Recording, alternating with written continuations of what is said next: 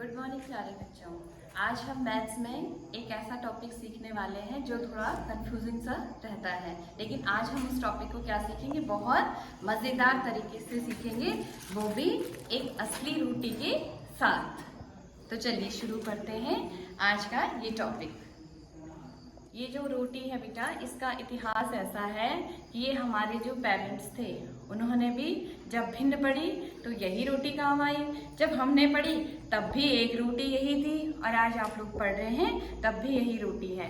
यानी कि इस रोटी से ही हमने सबने सीखा हुआ है कि एक रोटी थी, उसके 4 हिस्से करे, एक हमने खा लिया तो बताओ कितना हिस्सा हुआ, 1/4, है ना, इस तरह से। देखो जैसे ये क्या है, एक पूरी रोटी है, ठीक है। तो सबसे पहले हम इस रोटी के क्या करेंगे, पार्ट करेंगे। पहले हमने इस रोटी के 2 पार्ट किए।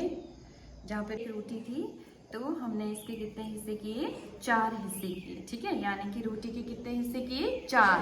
तो ये 4 हमारे पास क्या है, हर में, ठीक है। इसको हम डिनोमिनेटर में लिखते हैं। मान लो मैंने इसमें से क्या कर दिया, 1 पीस खा लिया है, ठीक है। 1 पीस हमने खा लिया है, तो हमारे पास कितने पीसेस बस के रूप में लिखना चाहूंगी तो क्या हो जाएगा हमारे पास, 1/4, ठीक है। और अगर सपोज मैंने क्या कर लिया, 2 पीस खा लिए हैं, ठीक है, तो ये क्या होगा हमारे पास, 2/4। यानी कि जो डिनोमिनेटर है वो क्या होंगे, जितने हमने पार्ट किए हैं, क्योंकि हमें पता है फ्रैक्शन किसे कहते हैं, पूरी चीज का हिस्से, है ना। तो ये कितने हिस्से किए थे, 4 किए थे, और पहली बार में मैंने 1 ही पीस लिया, बाद दूसरे पीस में मैंने 2 पीस लिए, ठीक है।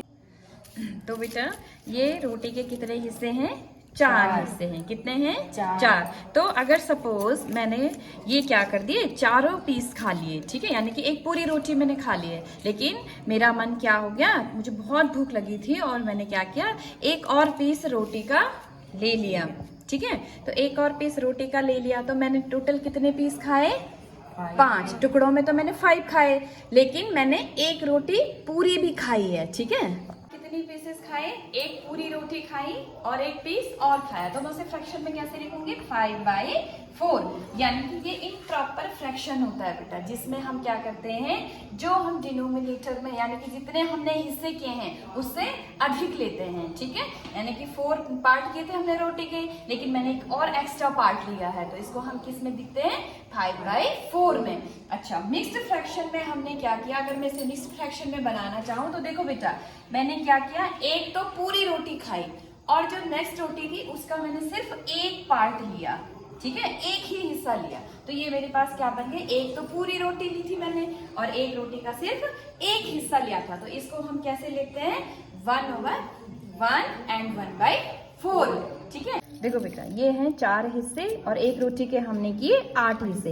अब इस रोटी के मैंने सिर्फ कितने पीसेस लिए हैं, 2 पीस लिए हैं, और इस रोटी के मैंने सपोज 3 लिए हैं, ठीक है। तो ये भिन्न बनी 3/8 और ये भिन्न बनी थी 2/4। अब देखना इनमें से बड़ी भिन्न कौन सी है। देखो बेटा, अगर ये मैंने सपोज 2 पीस लिए हैं और मैं इनके ऊपर क्या कर दूं, इनको ओवरलैप अगर कर लूं, तो देखो कौन सी भिन्न बड़ी आ रही है, 2/4, जबकि पीस क्या है, वो सिर्फ 2 है और पीस इसके ज्यादा है। इसी तरह से बेटा अगर हम देखो इसमें हम बनाना चाहें कि सपोज मैं इस भिन्न के कैसे क्या ले लूं, इसके मैं कितने पीसेस ले लूं, 6 पीसेस ले लूं, ठीक है, और इसके मैंने सिर्फ 2 पीसेस लिए। तो अब बताओ कौन सी भिन्न बड़ी होगी, ये मुझे कमेंट करके। देखो बेटा ये है 2/4 का हिस्सा है, और ये हमारे पास 8, जो इसमें हमने 8 हिस्से किए थे, यानी कि 4/8 है, और ये हमारे पास 1/2 है। अब देखना है कि ये तीनों बराबर हैं या इनमें कौन बड़ा कौन छोटा है। तो देखो बेटा ये 2 पीसेस थे, तो ये इसके ऊपर क्या है, इसका मतलब ये बराबर है। अब इनको भी इनके ऊपर रखेंगे, देखो तो ये पूरा ओवरलैप हो रहा है ना, ये पूरा देखो, तो इसका मतलब क्या हुआ कि 4/8, 2/4 और 1/2, ये तीनों भिन्न क्या हैं, बराबर हैं। तो आज आपने देखा कि रोटी से कैसे हम फ्रैक्शन को मजेदार तरीके से सीख सकते हैं। इसे हर कोई बहुत इजीली वे में सीख सकता है।